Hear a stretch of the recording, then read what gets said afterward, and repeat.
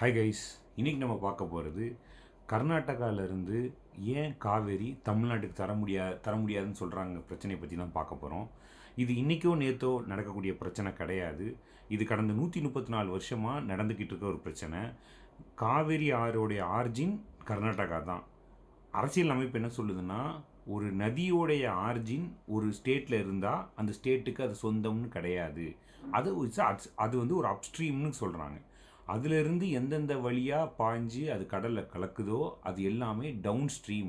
அதுக்கு எல்லாத்துக்குமே அந்த நீர் பகிர்வு இருக்கணுங்கிறத அரசியல் அமைப்பு தெளிவாக சொல்லுது. எப்பெல்லாம் இந்த பிரச்சனை வருதுன்னா, எப்பெல்லாம் கர்நாடகாவில் மான்சூன்னால் மழை கம்மியாக ஆகுதோ அப்போல்லாம் இந்த பிரச்சனை வருது. அவங்க என்ன சொல்ல வராங்க அப்படின்னா, எங்களுடைய மக்களுக்கு விவசாயம் பண்ணுறதுக்கு தண்ணீர் பத்தலை இந்த மழையின் காரணமாக.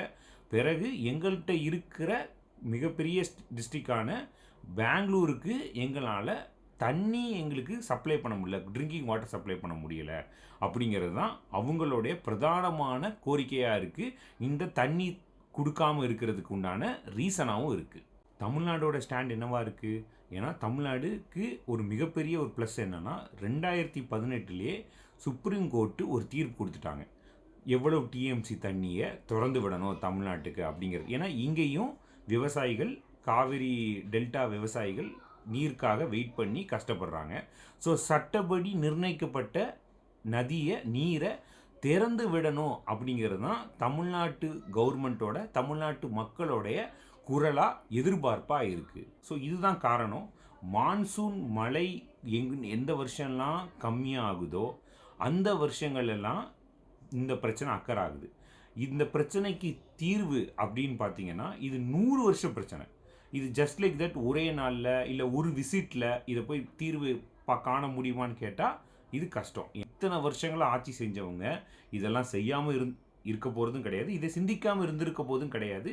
சிந்திச்சிருக்கலாம், செயல்படுத்தாமல் இருந்திருக்கலாம், இல்லை செயல்படுத்தியிருக்கலாம், பலன் தராமல் இருந்திருக்கலாம். மக்களுடைய நலன், மக்களோட தண்ணிங்கிறது ஒரு அடிப்படை தேவை. ஸோ அதை வச்சு எந்த அரசாங்கமும் இங்கே கேம் விளையாடாது. காவேரி நீர் யாருடையது, யாருக்கு சொந்தமானதுங்கிறது முக்கியத்தை விட ஒரு ட்ரிபியூனல் கமிட்டி இருக்குது, அவங்களுக்கு தெரியும், அவங்களுக்கு சட்டப்படி எவ்வளோ பகிர்ந்து கொடுக்கணும் அப்படிங்கிற விஷயம் அவங்களுக்கு கொடுத்துருக்காங்க. அதன் பிரகாரம் நமக்கு கிடைச்சாலே நம்மளுடைய காவிரி விவசாயிகள், காவிரி தண்ணீரை சார்ந்து விவசாயம் பண்ணக்கூடிய விவசாயிகளுக்கு இது ஒரு பெரிய நற்பலனாக இருக்கும்.